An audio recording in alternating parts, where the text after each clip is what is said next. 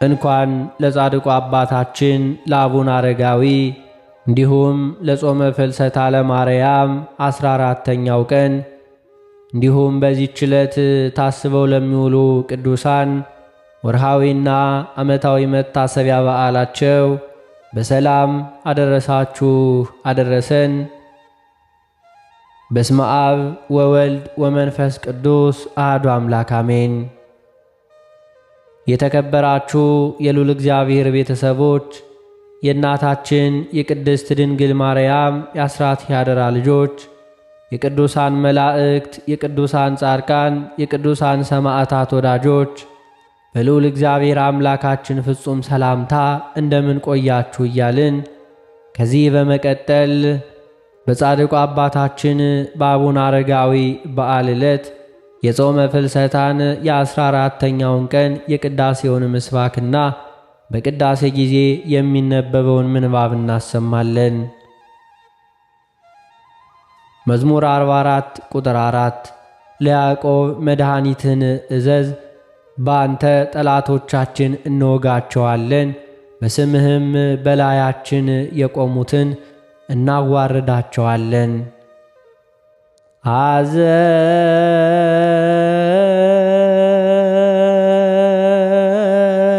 አዘዝከ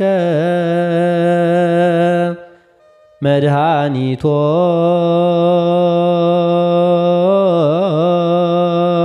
ለያዕቆብ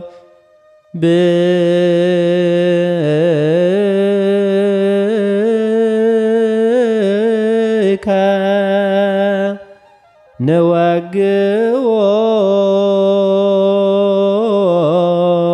ንወግዎሙ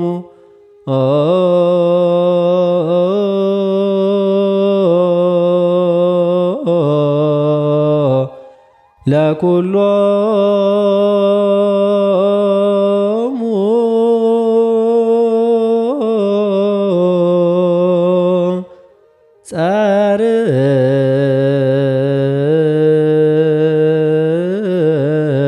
ጸርነ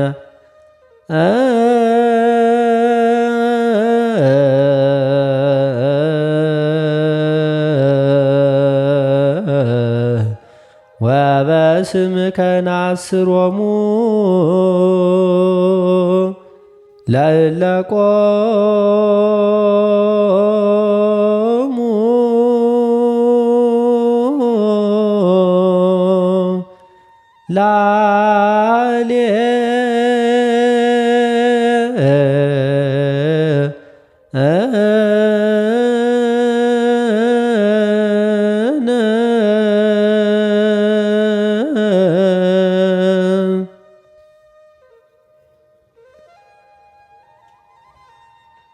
በጻድቁ አባታችን በአቡነ አረጋዊ በዓል ዕለት በጾመ ፍልሰታ በ14ኛው ቀን በቅዳሴ ጊዜ የሚነበብ የመጀመሪያው ምንባብ የሐዋርያው የቅዱስ ጳውሎስ መልእክት ወደ ቆሮንቶስ ሰዎች አንደኛ ቆሮንቶስ ምዕራፍ 1 ቁጥር 10 እስከ ቁጥር 19። ቃሉም እንዲህ ይላል። ነገር ግን ወንድሞች ሆይ ሁላችሁ አንድ ንግግር እንድትናገሩ በአንድ ልብና በአንድ ሐሳብም የተባበራችሁ እንድትሆኑ እንጂ መለያየት በመካከላችሁ እንዳይሆን በጌታችን በኢየሱስ ክርስቶስ ስም እለምናችኋለሁ። ወንድሞች ሆይ በመካከላችሁ ክርክር እንዳለ ስለ እናንተ የቀሎኤ ቤተሰቦች አስታውቀውኛልና ይህንም እላለሁ።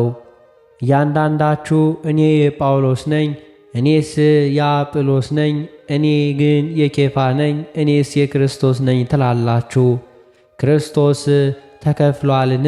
ጳውሎስስ ስለ እናንተ ተሰቀለን? ወይንስ በጳውሎስ ስም ተጠመቃችሁን? በስሜ እንደ ተጠመቃችሁ ማንም እንዳይል ከቀርስጶስና ከጋዮስ በቀር ከእናንተ አንድስ እንኳ ስላላጠመቅሁ እግዚአብሔርን አመሰግናለሁ። የእስጢፋኖስንም ቤተሰቦች ደግሞ አጥምቄአለሁ። ጨምሬ ሌላ አጥምቄ እንደሆነ አላውቅም። ለማጥመቅ ክርስቶስ አላከኝምና ወንጌልን ልሰብክ እንጂ። የክርስቶስ መስቀል ከንቱ እንዳይሆን በቃል ጥበብ አይደለም፣ የመስቀሉ ቃል ለሚጠፉት ሞኝነት፣ ለእኛ ለምንድን ግን የእግዚአብሔር ቃል ነውና።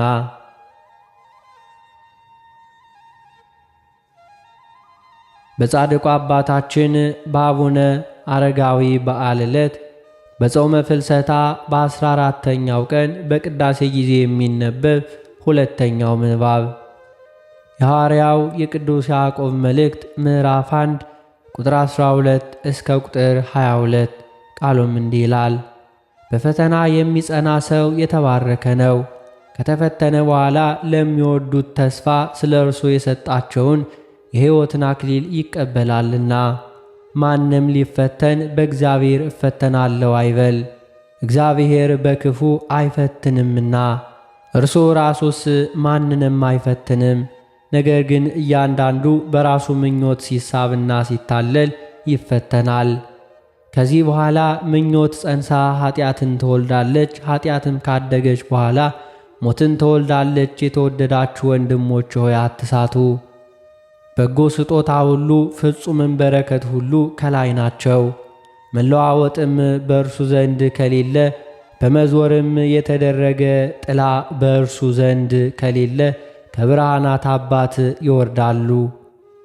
ለፍጥረቱ የበኩራት አይነት እንድንሆን በእውነት ቃል አስቦ ወለደን። ስለዚህ የተወደዳችሁ ወንድሞች ሆይ ሰው ሁሉ ለመስማት የፈጠነ ለመናገርም የዘገየ ለቁጣም የዘገየ ይሁን።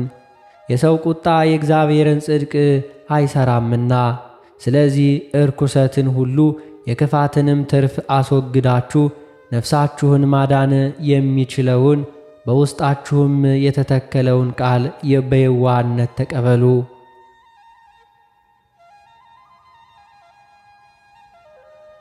በጻድቁ አባታችን በአቡነ አረጋዊ በዓል ዕለት በጾመ ፍልሰታ በ14ተኛው ቀን በቅዳሴ ጊዜ የሚነበብ ሦስተኛው ምንባብ የሐዋርያት ሥራ ምዕራፍ 10 ቁጥር 30 እስከ ቁጥር 44። ቃሉም እንዲህ ይላል። ቆርኔሌዎስም እንዲህ አለው፣ በዚህች ሰዓት የዛሬ 4 ቀን የ9 ሰዓት ጸሎት በቤት የጸልይ ነበር። እነሆም የሚያንጸባርቅ ልብስ የለበሰ ሰው በፊቴ ቆመና፣ ቆርኔሌዎስ ሆይ በእግዚአብሔር ፊት ጸሎትህ ተሰማ፣ ምጽዋትህም ታሰበ። እንግዲህ ወደ ኢዮጴ ልከህ ጴጥሮስ የተባለውን ስምዖንን አስጠራ። እርሱ በቁርበት ፋቂው በስምዖን ቤት በባሕር አጠገብ እንግድነት ተቀምጧለን።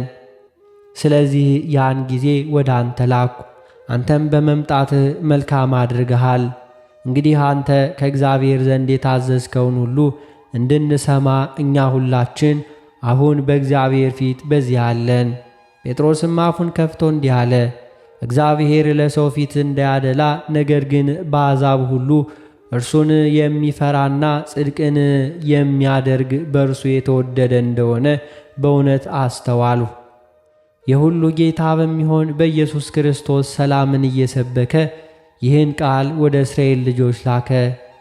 ዮሐንስ ከሰበከው ጥምቀት በኋላ ከገሊላ ጀምሮ በይሁዳ ሁሉ የሆነውን ነገር እናንተ ታውቃላችሁ። እግዚአብሔር የናዝሬቱን ኢየሱስን በመንፈስ ቅዱስ በኃይልም ቀባው። እርሱም መልካም እያደረገ ለዲያብሎስም የተገዙትን ሁሉ እየፈወሰ ዞረ። እግዚአብሔር ከእርሱ ጋር ነበረና።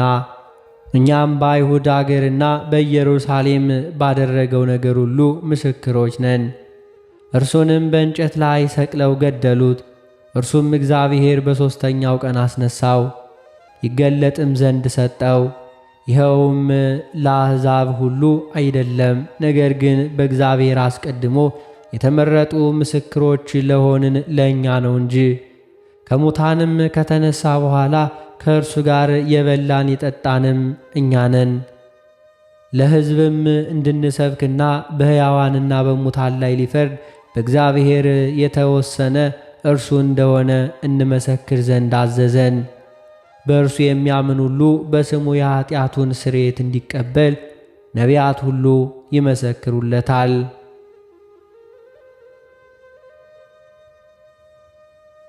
በጻድቁ አባታችን በአቡነ አረጋዊ በዓል ዕለት በጾመ ፍልሰታ በ14ተኛው ቀን በቅዳሴ ጊዜ የሚነበብ የወንጌል ምንባብ የማቴዎስ ወንጌል ምዕራፍ 16 ቁጥር 14 እስከ ቁጥር 24። ቃሉም እንዲህ ይላል። እርሱም እያንዳንዱ መጥምቁ ዮሐንስ፣ ሌሎችም ኤልያስ፣ ሌሎችም ኤርምያስ ወይም ከነቢያት አንዱ ነው ይላሉ አሉት። እርሱም እናንተስ እኔን ማን እንደሆንሁ ትላላችሁ አላቸው። ስምዖን ጴጥሮስም መልሶ አንተ ክርስቶስ የሕያው እግዚአብሔር ልጅ ነህ አለ። እርሱም መልሶ እንዲህ አለው፣ የዮና ልጅ ስምዖን ሆይ በሰማይ ያለው አባቴ እንጂ ሥጋና ደም ይህን አልገለጠልህምና ብፁዕ ነህ። እኔም እልሃለሁ አንተ ጴጥሮስ ነህ፣ በዚህችም ዓለት ላይ ቤተ ክርስቲያኔን እሠራለሁ፣ የገሃነም ደጆች አይችሏትም። የመንግሥተ ሰማያትንም መክፈቻ እሰጥሃለሁ። በምድር የምታስረው ሁሉ በሰማይ የታሰረ ይሆናል፣ በምድርም የምትፈታው ሁሉ በሰማይ የተፈታ ይሆናል። ያን ጊዜም እርሱ ክርስቶስ እንደሆነ ለማንም እንዳይነግሩ ደቀ መዛሙርቱን አዘዛቸው።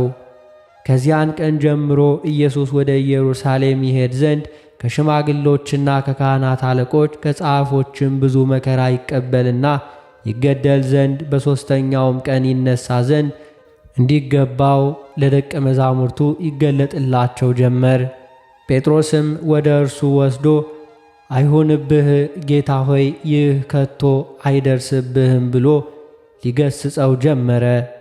እርሱ ግን ዘወር በል ብሎ ጴጥሮስን ወደ ኋላዬ ሂድ አንተ ሰይጣን፣ የሰውን እንጂ የእግዚአብሔርን አታስብምና እንቅፋት ሆነህብኛል አለው። ስለ ቃሉ የጌታችን የአምላካችን የመድኃኒታችን የኢየሱስ ክርስቶስ ስሙ የከበረና የተመሰገነ ይሁንልን።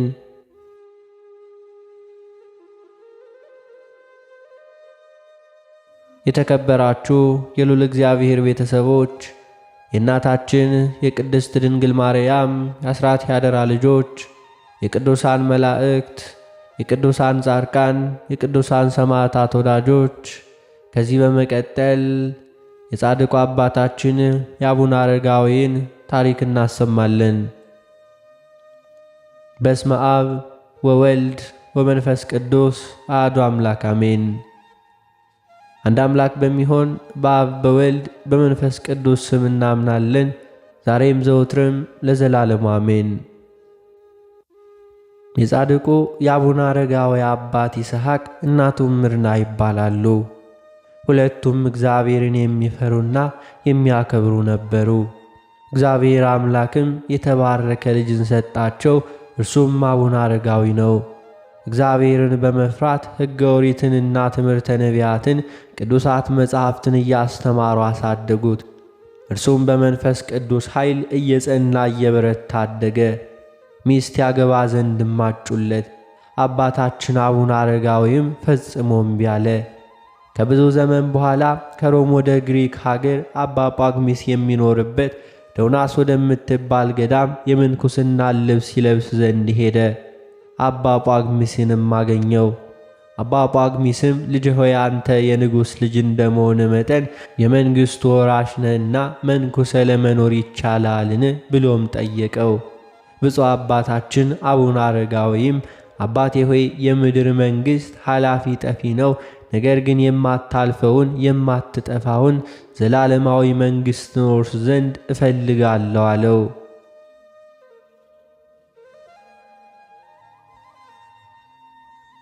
በፈተና ከጸና በኋላ በ14 ዓመቱ በአባ ጳግሚስ እጅ የምንኩስና ልብስ ለበሰ። ካመነኮሰውም በኋላ ስሙን ዘሚካኤል ብሎ ሰየመው። ከዚህም በኋላ በጾም በጸሎት ተጸምዶ ኖረ።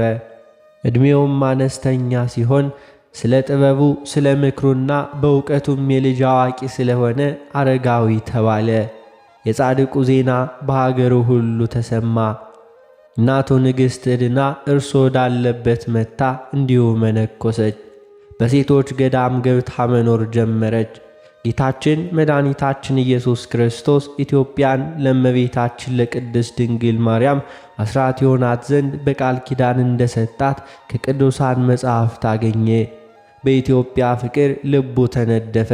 ማንም ሰው ሳያውቅ ሁለቱ ደቀ መዛሙርቱን ይዞ ቅዱስ ሚካኤል እየመራው ንጉሡና ጳጳሱ ካሉበት አክሱም ከተማ ደረሱ። በዚያም ጥቂት ቀን ከተቀመጠ በኋላ ተመልሶ ወደ ሮም ሀገር ሄደ።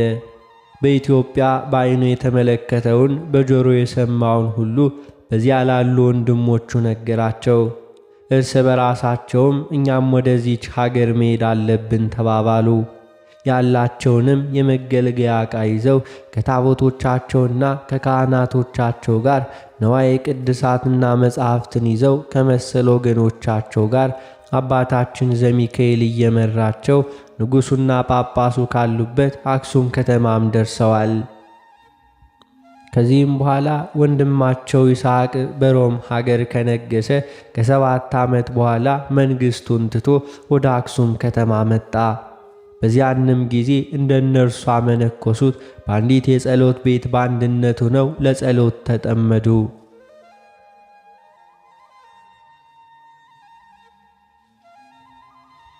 በዚያም ድንቅ ድንቅ ታምራትን እያደረጉ ቆዩ። መላእክትም ዘወትር እንዲሁ ባለመለየት ይጎበኟቸዋል።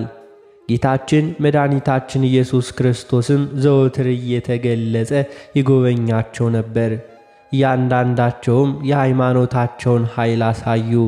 ከእነርሱ መካከል ተራራ ያፈለሱ፣ ባሕርን ከፍለው ደረቅ መንገድ ያደረጉ፣ ስንዴ ዘርተው ወዲያውኑ ለ9 ሰዓት መሥዋዕተ ቁርባን ያደረሱ አሉ። የኢትዮጵያ ምድር በእነዚህ የቅዱሳን ኪደተ እግር ተቀደሰች። በውስጧም በመመላለሳቸው አውራጃዎቿና አደባባዮቿ ሁሉ ታደሱ። አባታችን ዘሚካኤልንም የበላይ ጠባቂያቸው ወይንም መሪያቸው አደረጉት። ለየብቻቸው ለመኖር ተስማሙ። በዚያን ጊዜ መሪር እንባን እያነቡ ለየራሳቸው ተለያዩ። አባታችንንም ስሙን አረጋዊ ብለው ሰየሙት። እርሱም ብልህ አዋቂ ማለት ነውና። አባታችንም ወደ መረጠው ቦታ ሲሄድ ከዛፍ ጥላ ስር አረፈ። እርሷም እስከ ዛሬ ድረስ የቅዱሳን ማረፊያ ሆና እንዲሁ ትገኛለችና። ቅድስት ቦታውን ደብረ ዳሞን ባያት ጊዜ 3 ጊዜ ሰገደ። በተራራዋም ስር ለመኖር ወደደ። ነገር ግን ወደ ተራራዋ መውጫ አላገኘም። ተመልሶም ወደ ሌላ ተራራ ሄዶ አማረጠ። ነገር ግን እንደ ደብረ ዳሞ የበረከት ቦታ አላገኘም። ተመልሶም ወደ ደብረ ዳሞ ሄደ። በዚያም የምንጭ ውሃ አገኘ። ውሃውንም እየተንከባከበች የሴት መነኮሳትን ታስተዳድር ዘንድ እናቱ ቅድስት ድናን አስቀመጣት። ይህችም ደብረ ባትል ሟላት። ትርጓሜውም የእናቴ ማረፊያ ወይንም ቤት ማለት ነው።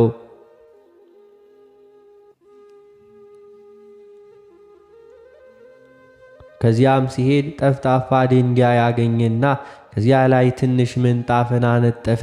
እንዲሁም ተቀመጠ። በትሩንም በድንጋዩ ላይ አቆመ። በተነሳም ጊዜ ደቀ መዝሙሩ ማቴዎስ በትሩንና ምንጣፉን ባነሳው ጊዜ ያች ድንጋይ ቁመቷም ጎኗም ልክ በዚያ ምንጣፍ አይነት ቅርጽም አወጣች። የቀድሞ መልኳም ነጭ ሲሆን አሁን ግን የማይፋቅ የማይላት ቀይ ቀለም ሆኗልና። ስለ አባታችን አቡነ አረጋዊ ስለ ታላቅነቱና ስለ ክብሩ ከዚያ የደረሰ ሁሉ ይሳለማታል።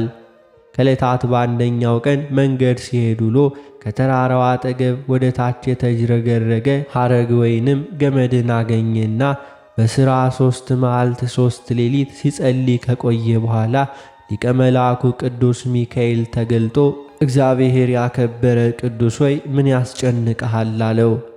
አባታችንም ከዚያ ተራራ ላይ ወጥቼ ስለ ኃጢአቴ ይቅርታ ጠይቅ ዘንድ እወዳለሁ አለው። ሊቀ መልአኩ ቅዱስ ሚካኤልም ወደ ተራራው የምትወጣበትን እግዚአብሔር አምላክ እስኪልክል ድረስ ጥቂት ጊዜ ታገስ አለው። አባታችን አቡነ አረጋዊ በተራራው ፍቅር ልቡ ስለተነደፈ አዘነ፣ አጥብቆም አለቀሰ። የእግዚአብሔር መልአክ ቅዱስ ሚካኤል ዳግመኛ መጥቶ አረጋዊ ሆይ አይዞህ አትፍራ፣ ሥልጣን ተሰጥቶሃል። በሐረጓ በስተቀኝ በኩል ባለችው ቦታ ተቀመጥ። ወደ ተራራውም ጫፍ ያወጣ ዘንድ በገመዱ ፈንታ ቁመቱ 60 ክንድ የሆነ ታላቅ ዘንዶ እግዚአብሔር ይልክልሃል አለው። እርሱም በጾም በጸሎት 2 ሱባኤ ወይንም 14 ቀን በዚያ ተቀመጠ። የታዘዘውም ዘንዶ በ3 ሰዓት መጣ። በዘንዶም ጅራት ላይ ሞቶ በቅጽበት ከተቀደሰው ተራራ ጫፍ ላይ ደረሰ። እንደ ደረሰም 3 ጊዜ በዚያ ሰገደ።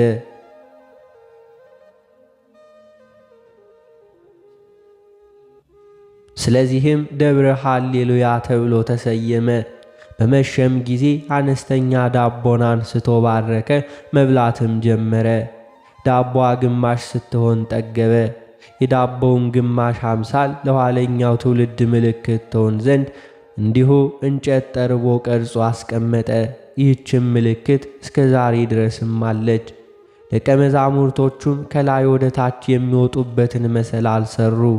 ብፁዕ አባታችን አቡነ አረጋዊ መጠነኛ ቤት ሠራና አብሮ ይዞ የመጣውን ታቦት በውስጥም አስገባ። ስለ ቁርባን ወይንም ስለ መሥዋዕቱ እግዚአብሔርን ለመነ።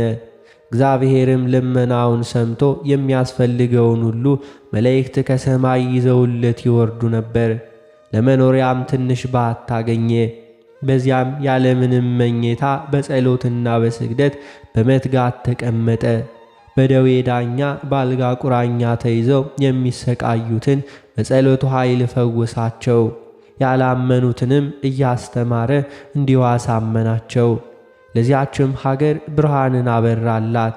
ፊንሐስ የተባለ የሐማንያም ንጉሥ በናግራን ሀገር ያሉ ክርስቲያኖችን ገደለ።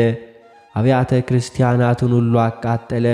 የቁስጥንጥንያው ሊቀ ጳጳሳት አባ ጢሞቴዎስ በናግራን ሀገር ስለተፈጁ ክርስቲያኖች መልእክትን ወደ ኢትዮጵያው ንጉሥ ወደ አጼ ካሌብ ላከ። ንጉሡም ወደ አባታችን አቡነ አረጋዊ አባቴ ሆይ በጸሎት አስበኝ፣ የጻድቅ ሰው ጸሎት ግዳጅን ትፈጽማለች፣ ኃይልን ታሰጣለች፣ በጠላት ላይም ድልን ታቀዳጃለች ብሎ ላከበት።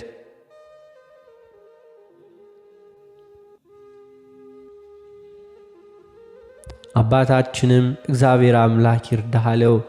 አጼ ካሌብም ወደ ቤተ ክርስቲያን ሂዶ ጸለየ። ጦሩንም አዘጋጅቶ ዘመተ። በእግዚአብሔር ቸርነትና በአባታችን ጸሎት በድል አጠናቀቀ። እግዚአብሔርንም አመሰገነ። አባ ጴንጤሌዎስም ገዳም ገብቶ መነኮሰ። ኢትዮጵያዊው ንጉሥ አጼ ካሌብ ይህንን ዓለም በመናቅ በበረሃ ዋሻ 12 ዓመት በጾም በጸሎት በብዙ ተጋድሎ ኖረ። ግንቦት 20 ቀንም አረፈ። ከዚያም የአጼ ካሌብ ልጅ አጼ ገብረ መስቀል ነገሰ። ወደ አባታችንም ሄዶ ሀገሩንና ሕዝቡን እንዲባርክ አጥብቆም ማለደው። አባታችንም እንደ ቃል ይደረግልህ አለው። መልሶም አጼ ገብረ መስቀል አባታችን አቡነ አረጋዊን በየትኛው ቦታ ላይ ቤተ ክርስቲያንህን አሳንስ ዘንድ ትፈቅዳለህ አለው።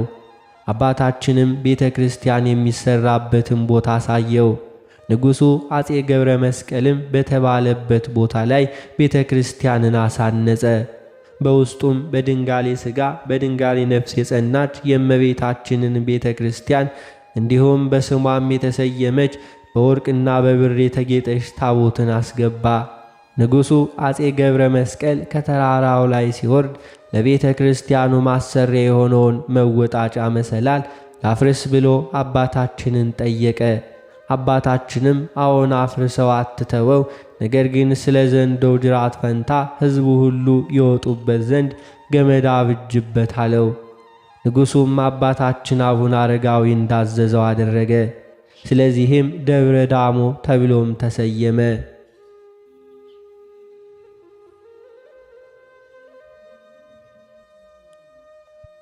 የአባታችንን የጻድቁን ዜና ሰምተው አስኬማ ያቀዳጃቸው ወይንም ያመነኩሳቸው ዘንድ ወደ እርሱ ብዙዎች ይመጣሉ። ለመመንኮስ የወደደ ሁሉ በተራራው ግርጌ ወዳለው ውሃ ወንዝ ወስደው እንዲሁ ያጥቡታል። ከዚያም ወደ ተራራው ያወጡትና ያመነኩሱታል። ያችም ወንዝ ወይንም ውሃ ማየ ምርቃይ ወይንም መጠመቂያ ትባላለች። እስከ ዛሬ ድረስም በዚህ ስም እየተጠራቻለች። ጻድቁ አቡነ አረጋዊ በብዙ ተጋድሎ ኖረ። እናቱርና ጥር 4 ቀን አረፈች። አባታችን አቡነ አረጋዊ ባሰራላት አዲስ መቃብርም ቀበራት። አቡነ አረጋዊ በዚህ በደብረ ዳሞ ተራራ ላይ ብዙዎችን የሃይማኖት ትምህርት አስተማረ።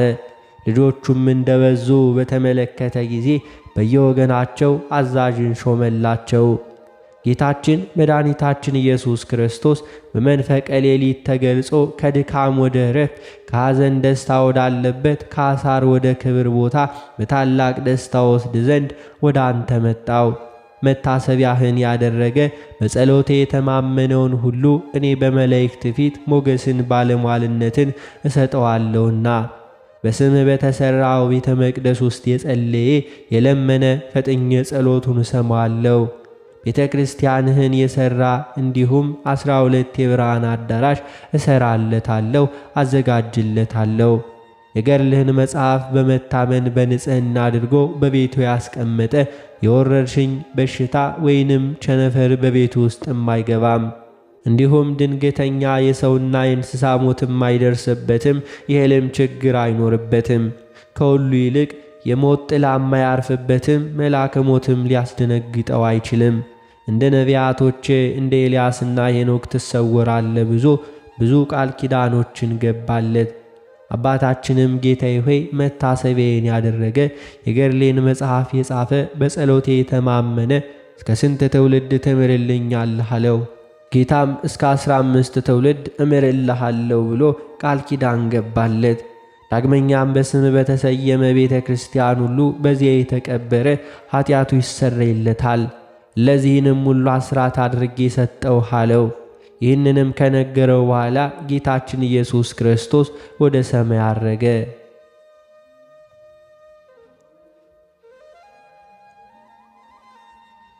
አባታችን አቡነ አረጋዊ ደቀ መዝሙሩ ማትያስን ጠርቶ ጌታችን ተገልጦ የሰጠውን ቃል ኪዳንና ይህንን መጽሐፍ ተጽፎ ለልጅ ልጅ መታሰቢያ ይሆን ዘንድ ነገረው። ወንድሞቹን ደቀ መዛሙርቶቹንም እንዲሰበስብ አዘዘው።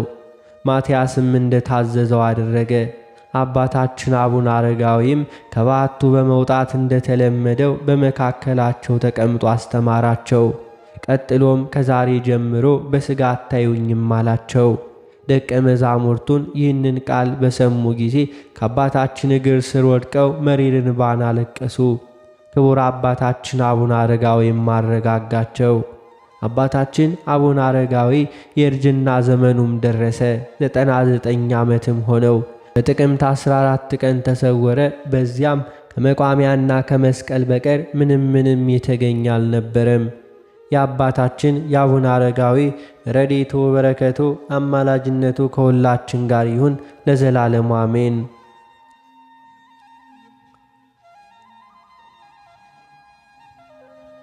አባታችን ሆይ በሰማያት የምትኖር፣ ስምህ ይቀደስ፣ መንግሥትህ ትምጣ፣ ፈቃድህ በሰማይ እንደሆነች እንዲሁም በምድር ትሁን። የዕለት እንጀራችንን ስጠን ዛሬ፣ በደላችንንም ይቅር በለን እኛም የበደሉንን ይቅር እንደምንል። አቤቱ ወደ ፈተናም አታግባን፣ ከክፉ ሁሉ አድነን እንጂ መንግሥት ያንተ ናትና፣ ኃይል፣ ክብር፣ ምስጋና ለዘላለሙ አሜን።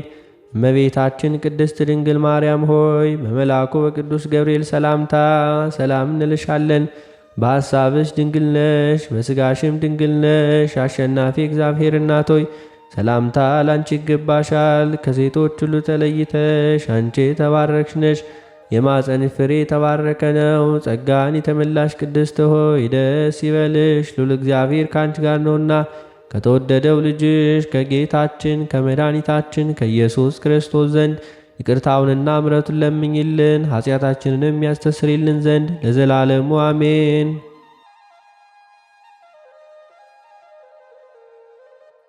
የተከበራችሁ የሉል እግዚአብሔር ቤተሰቦች ከዚህ በመቀጠል በነሐሴ 14 ቀን የሚነበበውን ስንክሳር እናሰማለን።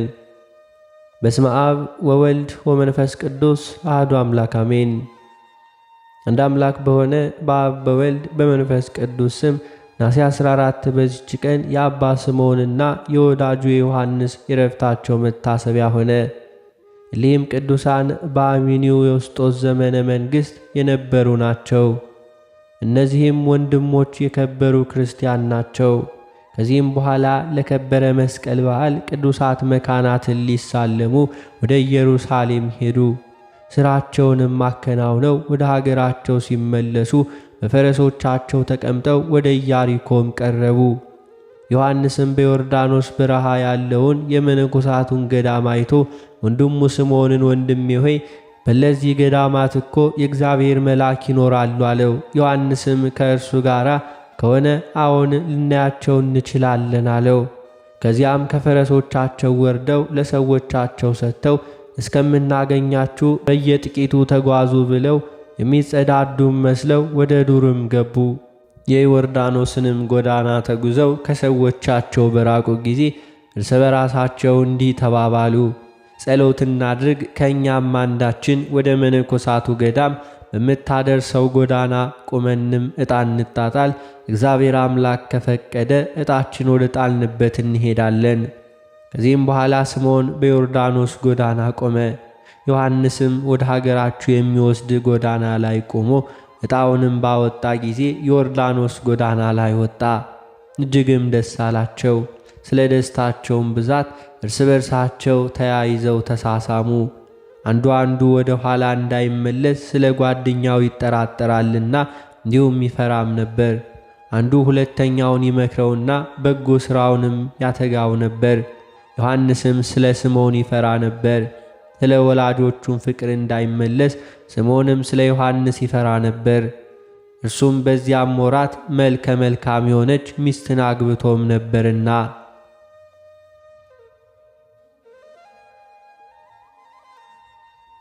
ከዚህም በኋላ ወደ እግዚአብሔር አምላክ ጸለዩ፣ እንዲህም አሉ። በውስጧ እንመነኩስ ዘንድም ለእኛ የተመረጠች ገዳም ደጇም ክፍት ሆኖ ብናገኝ እንዲሁ ምልክት ይሆናል።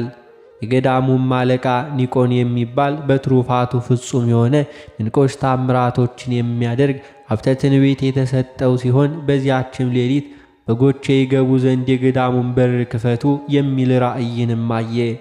ወደ እርሱም በደረሱ ጊዜ የክርስቶስ በጎች ሆይ መጣችሁን? መልካም ነው። እንዲህም አላቸው፣ ከእግዚአብሔር ዘንድም እንደ ተላኩ ሰዎች አድርጎ ተቀበላቸው። ከዚህም በኋላ አበምኔቱን የምንኩስናን ልብስ ያለብሳቸው ዘንድ ለመኑት። እነርሱም በቆቡ ላይ የብርሃን አክሊል አድርጎ መላእክትም ከበውት አንዱን መነኮስ አይተዋልና ስለዚህም ፈጥነው ይመነኩሱ ዘንድ ተጉ። ከዚያም በማግስቱ አበምኔቱ የምንኩስናን ልብስ አለበሳቸው። በቀን እንደሚታዩ በሌሊትም እርስ በርሳቸው የሚተያዩ እስኪሆኑ በፊታቸው ላይ የመንፈስ ቅዱስ ብርሃን በራ። ሁለተኛም በዚህ መነኮስ ላይ እንደሚታይ በራሱ ላይም የብርሃን አክሊል አዩ። ከዚህም በኋላ ከመነኮሳቱ መካከል ተለይተው ወደ በረሃ ይገቡ ዘንድ ሐሳብ መጣባቸው። በዚያችም ሌሊት ብርሃንን የለበሰ ሰው ለአበምኔቱ ተገልጾ የክርስቶስ በጎች እንዲወጡ የገዳሙን በር ክፈት አለው። በነቃም ጊዜ ወደ በሩ ሂዶ ከፍቶ አግኝቶ እያዘነ እየተከዘ ሳለ እንዲሁ ሊወጡ ፈልገው እሊያ ቅዱሳን መጡ። በፊታቸውም በትረ መንግሥትን አየ። ባያቸውም ጊዜ ደስ ብሎት ተገናኛቸው። እነዚያም በልባቸው ያሰቡትን ሁሉ ነግረውት እንዲጸልይላቸው ለመኑት። ለረጅም ጊዜም አለቀሰ። ከዚህም በኋላ ፊቱንም ወደ ምስራቅ መልሶ በቀኙና በግራው አቆማቸው። እጆቹንም ዘርግቶ ወደ ላይ ጸሎት አድርጎ ከክፉ ነገር ሁሉ ይጠብቃቸው ዘንድ ወደ እግዚአብሔር አደራ አስጠበቃቸው። ከዚያም በፍቅር አሰናበታቸው።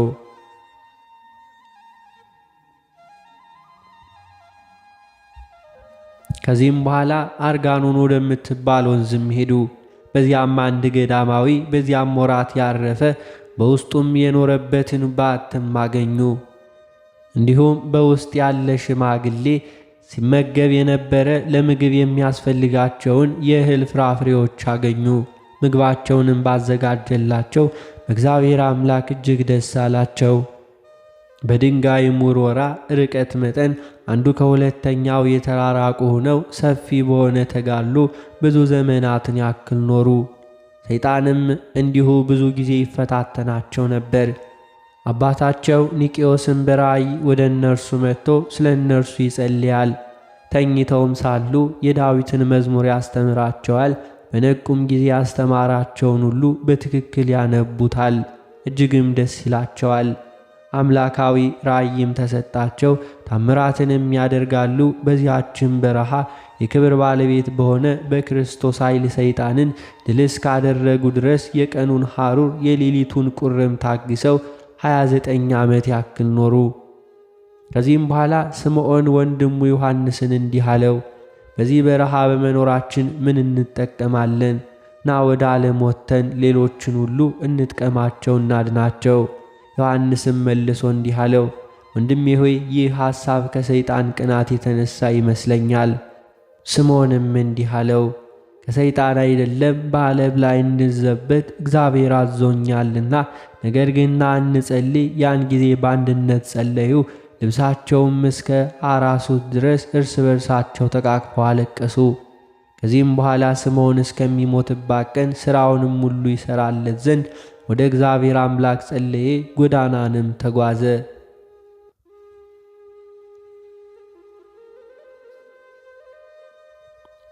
ወደ ዓለምም ገብቶ ራሱን እንደ እብድ አደረገ። እብዶችንም የፈወሰበት ጊዜ አለ። እሳትንም በእጁ የሚጨብጥበት ጊዜ አለ። ከዚህም በኋላ ከከተማው በርም የሞተ ውሻም አግኝቶ በመታጠቂያው አስሮ እየጎተተ የሚጫወት ሆነ። ሰዎችም እስከሚሰድቡትና እስከሚጸየፉት ድረስ አድርጓል። በአንዲት ቀንም እሁድ ከቅዳሴ በፊትም የኮክ ፍሬም ይዞ ወደ ቤተ ክርስቲያን ገባ። መቅረዞችንም ሰበረ።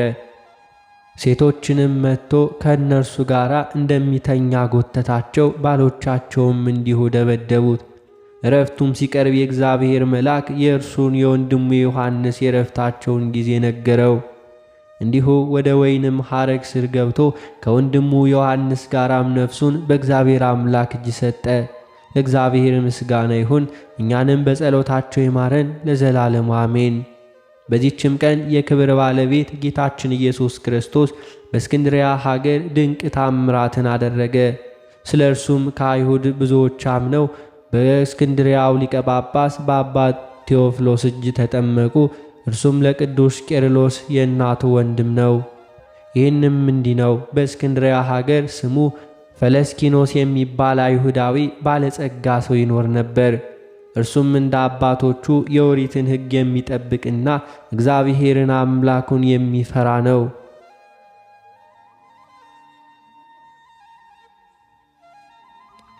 ዳግመኛም ሙያተኞች ሁለት ድሃዎች ክርስቲያኖች አሉ። በአንደኛውም ላይ ሰይጣን የስድብ መንፈስ አሳድሮበት ጓደኛውን ወንድሜ ሆይ ክርስቶስን ለምን እናመልከዋለን? እኛ ድሆች ነን። ይህ ክርስቶስን የማመልክ አይሁዳዊ እንዲሁ ፈለኪኖስ ግን እጅግ ባለጸጋ ነው አለው። ጓደኛውም እንዲህ ብሎ መለሰለት፣ እወቅ፣ አስተውል። የዚህ ዓለም ገንዘብ ከእግዚአብሔር የሆነ አይደለም፣ ምንም አይጠቅምም። ጥቅምም ቢኖረው ጣዖት ለሚያመልኩ እንዲሁ ለአመንዝራዎች፣ ለነፍሰ ገዳዮች፣ ለአመፀኞች ባልሰጣቸውም ነበር። አስተውል። የከበሩ ነቢያቶች ድሆች ችግረኞች እንደነበሩ፣ ሐዋርያትም እንደነርሱ ችግረኞች እንደነበሩ፣ ጌታችንም ድሆች ወንድሞቼ እንዲሁ ይላቸው እንደነበረ፣ ሰይጣን ግን የጓደኛውንም ምክር እንዲቀበል ምንም አልተወውም። ሃይማኖቱንም ምንም አልተወውም። ሃይማኖቱንም ለውጦ ነፍሱንም እስከ ማጥፋት ድረስ አነሳሳው፣ ቀሰቀሰው እንጂ። ከዚህም በኋላ ወደ ፈለስኪኖስ ሂዶ በአንተ ዘንድ እንዳገለግል ተቀበለኝ አለው። ፈለስኪኖስም እንዲህ ብሎ መለሰለት፣ በሃይማኖቴ የማታምን አንተ ልታገለግለኝ አይገባም። ከቤተሰቦችም ጋር የማትተባበር እንዲሁ ልቀበልህ አይገባኝም። ሁለተኛም ይህ ጎስቋላ ወደ አንተ ተቀበለኝ፣ እኔ ወደ ሃይማኖትህ እገባለሁ፣ ያዘዝከኝን ሁሉ አደርጋለሁ አለው። አይሁዳዊውም ባለጸጋ ከመምህሬ ጋር እስከምማከር ጥቂት ታገሰኝ ብሎ ከዚያም ወደ መምህሩ ሄዶ ድሃው ክርስቲያናዊ ያለውን ሁሉ ነገረው። መምህሩም ክርስቶስን የሚክድ ከሆነ እንዲሁ ግረዘውና ተቀበለው አለው። አይሁዳዊውም ተመልሶ መምህሩ የነገረውን ለዚያ ድሃ ነገረው። ያም ምስኪን የምታዙኝን ሁሉ አደርጋለሁ አለ። ከዚህም በኋላ ወደ ምኵራባቸው ወስደው የምኵራቡን አለቃ በሕዝቡ ፊት እንዲህ ብሎ ጠየቀው፣ ንጉሥ ክርስቶስን ክደ አይሁዳዊ ትሆናለህን? እርሱም አዎ እክደዋለሁ አለ።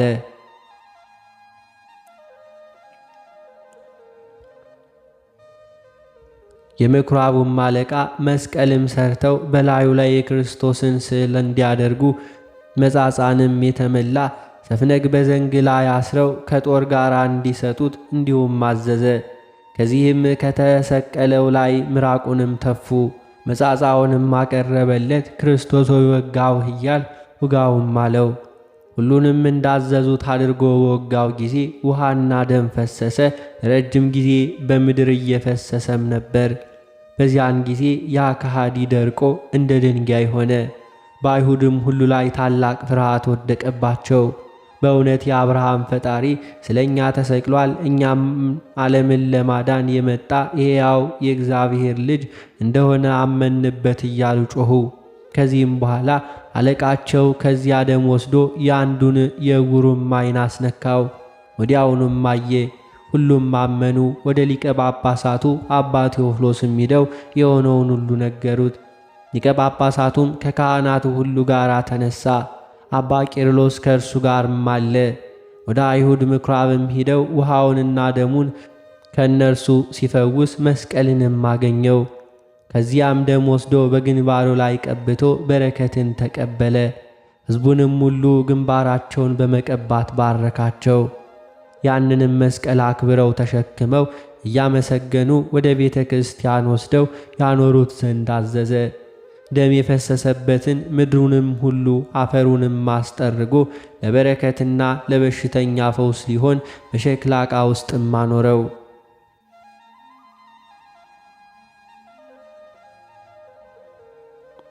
ከዚህም በኋላ ፈለስኪኖስ ከቤተሰቦቹ ሁሉ ጋር ሊቀ ጳጳሳቱ ቴዎፍሎስን ተከትለው ከአይሁድ ብዙዎች የቀደሙ አባቶችም በሰቀሉት የክብር ባለቤት በሆነ በጌታችን ኢየሱስ ክርስቶስ አመኑ። የክርስትናን ጥምቀትም በአብ በወልድ በመንፈስ ቅዱስ ስም አጥምቋቸው ከእነርሱም ጋር አንድም አደረጋቸው። ሥጋውንና ደሙን አቀበላቸው። ከዚህም በኋላ ለዘላለሙ ክቡር ምስጉን የሆነ እግዚአብሔርንም እያመሰገኑ ወደ ቤታቸው ገቡ።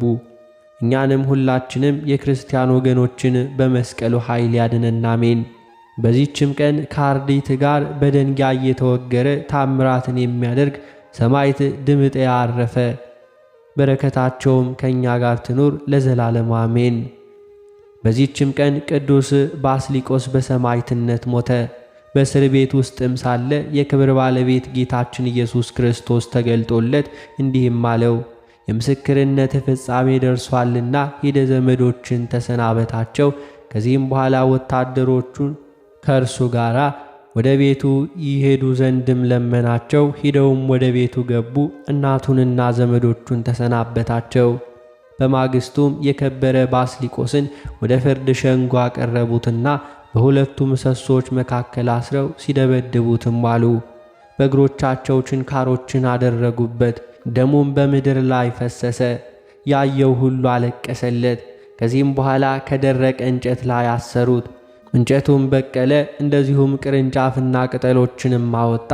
ሰዎችም የልብሱን ጫፍን ለማስነካት የሚጋፉ ሆኑ፣ በበሽተኞችና በዚያች እንጨት ላይም ያደረገውን ታምር አይተዋልና። ከዚህም በኋላ ዋርሲኖስ ወደሚባል ሀገር በመርከብ ወሰዱት። ወታደሮቹም እንዳትሞት እህልንም ብላሉት። እርሱም እኔ ከሰማያዊ መብል እንዲሁ የጠገብኩ ነኝ፣ ምድራዊ መብልን አልመርጥም አላቸው። ወደ መኮንኑም ባቀረቡት ጊዜ ለአማልክት መሥዋዕትን አቅርብ አለው። የከበረ በስኒቆስም እኔ አንድ ለሆነ ለአብ ለወልድ ለመንፈስ ቅዱስ ምስጋናና መሥዋዕት አቀርባለሁ አለው። ሁለተኛም ወደ ጣዖታቱ ቤት እንዲያስገቡ ታዘዘ። እርሱም ቁሞ ወደ እግዚአብሔር አምላክ ጸለየ። ያን ጊዜ እሳት ወርዶ ጣዖታቱን አቃጠላቸው። መኮንኑም ፈርቶ ሸሽቶ ወደ ውጭም ወጣ። ቁጣውም ተመልቶ ይገሉት ዘንድም ያ መኮንን አዘዘ። ከዚህም በኋላ ቅዱስ ባስሊቆስ ወደ እግዚአብሔር አምላክ ጸለየ። መከራውንም ይሳተፍ ዘንድ ስላደለውም አመሰገነው።